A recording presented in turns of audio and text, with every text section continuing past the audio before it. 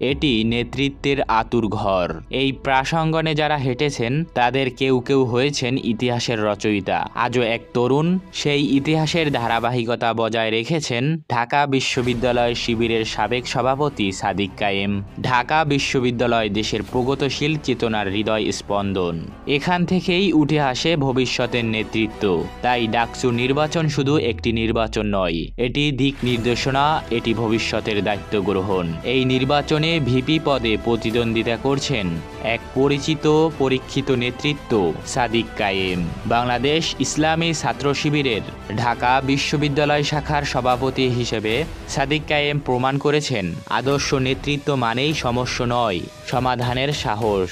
VP পদে তার লক্ষ্য স্পষ্ট, শিক্ষার্থীদের অধিকার আদায়, ক্যাম্পাসে নিরাপদ, শৃঙ্খল ও নৈতিক পরিবেশ, দলীয় রাজনীতির ঊর্ধ্বে উঠে ছাত্র স্বার্থের সুরক্ষা। তিনি চান একটি সমান সুযোগের ক্যাম্পাস, যেখানে প্রত্যেক শিক্ষার্থী তার অধিকার ফিরে পাবে। প্রতিটি ক্যাম্পাসেই কিছু মানুষ থাকে যারা শুধু ছাত্র নন, তারা একজন চিন্তক, একজন সংগঠক, একজন পথপ্রদর্শক। সাদিক কায়েম ঠিক তেমনই একজন। ঢাকা বিশ্ববিদ্যালয়ে ভর্তি হওয়ার পর থেকেই তিনি ছিলেন সত্য ও আদর্শের পক্ষে এক অনড় কণ্ঠ। তার যাত্রা শুরু হয়েছিল একটি স্বপ্ন নিয়ে, এমন এক বিশ্ববিদ্যালয় গড়ার যেখানে থাকবে ন্যায়, আদর্শ এবং সমতা। তার রাজনৈতিক আদর্শ স্পষ্ট, লিডার নয়, সার্ভেন্ট হন। এবং তিনি বিশ্বাস করেন, একজন নেতা হতে হলে আগে হতে হয় একজন ভালো শ্রোতা, একজন সত্যিকারের সেবক। সাদিক কায়েম ছিলেন সবসময় সকল মতের ছাত্রদের পাশে, দুর্যোগে, প্রতিবাদে, সমস্যা সংকটে। শুধু তিনি শিবিরের নেতাই নয়, তার আরও একটি পরিচয়, তিনি ঢাকা বিশ্ববিদ্যালয়ের একজন ছাত্র। তার চোখে বিশ্ববিদ্যালয় শুধু একটি একাডেমিক প্ল্যাটফর্ম নয়, এটি জাতি গঠনের অন্যতম স্থান। ঢাকা বিশ্ববিদ্যালয় দুর্নীতি, দলীয়করণ বা ভয়ভীতির কোনো স্থান নেই। সাদিক কায়েমের এত জনপ্রিয়তার পিছনে রয়েছে এই সকল উদার মনোভাব। সাদিক কায়েম 5ই আগস্টের পর অনেক মানুষের কাছে গিয়েছেন, মানুষের কথা শুনেছেন এবং মানুষকে তার সাধ্য অনুযায়ী সাহায্য সহযোগিতা করেছেন। ছাত্রদের কাছে গিয়েছেন, ছাত্রদের কথা শুনেছেন, ছাত্রদের অধিকার আদায়ের জন্য কথা বলেছেন। যে মানুষটি ঐতিহাসিক গণ অভ্যুত্থানে সমন্বয়কদের মধ্যে সবথেকে গুরুত্বপূর্ণ ভূমিকা পালন করেছেন, সেই সাদিক কায়েমের নেই সামান্যতম অহংকার। ক্রেডিট চাওয়া তো দূরের বিষয়, নিজের সাহসী কর্মকাণ্ডও কোথাও ফলাও করে প্রচার করেননি ঢাকা বিশ্ববিদ্যালয়ের শিবিরের সাবেক সভাপতি সাদিক কায়েম। আল জাজিরার সাংবাদিক জুলকারনায়েম সায়ের যখন জুলাই বিপ্লবে সাদিকের অসামান্য ভূমিকা তুলে ধরলেন, তখনও সাদিক এ নিয়ে কোনো শো আপ করলেন না, বরং তার ফেসবুকে পোস্ট দিয়েছেন সূরা আল আনআমের একটি আয়াত, যেখানে লেখা আছে, নিশ্চয়ই আমার সালাত, আমার কুরবানি, আমার জীবন এবং আমার মরণ সবকিছুই আল্লাহ রাব্বুল আলামিনের জন্য।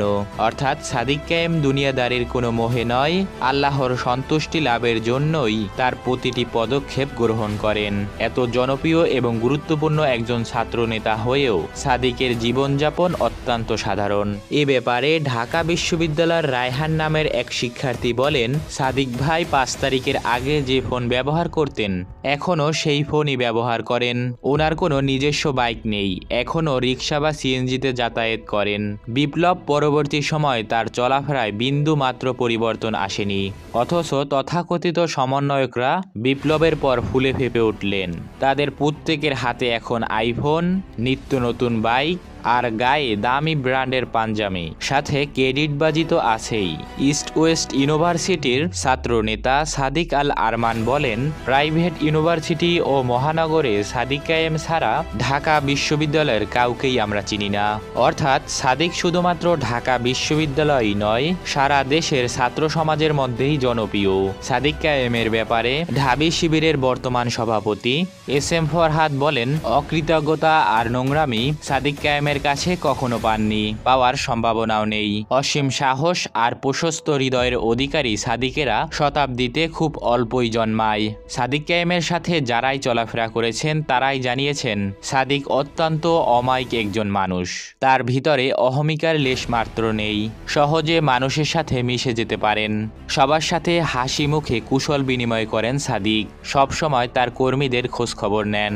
এমনকি জুলাই আন্দোলনের পর আহত অনেক মানুষকে সাদিক ক্রাউড ফান্ডিং এর মাধ্যমে অনেক মানুষকে সাহায্য করেছেন। সাদিক কায়েমের পিছনে নামাজ পড়ে অনেকেই বলেছেন সাদিক ইমাম হিসেবেও খুবই সাবলীল। সাদিক একদিকে যেমন ইসলামিক জীবনযাপন করেন, তেমনি তার কথাবার্তায় আছে আধুনিকতার ছাপ। দেশপ্রেমিক সাদিক কায়েমের বাচনভঙ্গি অত্যন্ত স্মার্ট। তার বক্তৃতা মনোমুগ্ধ করে রাখে সবাইকে। ইসলামিক গানের ক্ষেত্রেও সাদিকের গলার ভক্ত সবাই। শুধুমাত্র শিবিরের কর্মীর ক্ষেত্রেই নয়, সারা বাংলার তরুণ সমাজেরই অনুকরণীয় আদর্শ হয়ে উঠছেন সাদিক কায়েম। সাদিক কায়েমের মতো দেশপ্রেমিক, তুখোর ও মেধাবী নেতাকে কিভাবে জামাত ইসলাম ব্যবহার করবে সেটাই দেখার বিষয়। তবে সাদিক কায়েম ভবিষ্যতে জাতীয় রাজনীতি করুক কিংবা নাই করুক, গণ অভ্যুত্থানে তার সাহসী ভূমিকা আজীবন বাংলার ইতিহাসে তা স্মরণীয় হয়ে থাকবে। তবে বর্তমানে ডাকসু নির্বাচনে সাদিক কায়েমের জনপ্রিয়তা সব থেকে বেশি। এবার দেখার বিষয় ঢাকা বিশ্ববিদ্যালয়ের ছাত্ররা কাকে যোগ্য হিসাবে মনে করেন।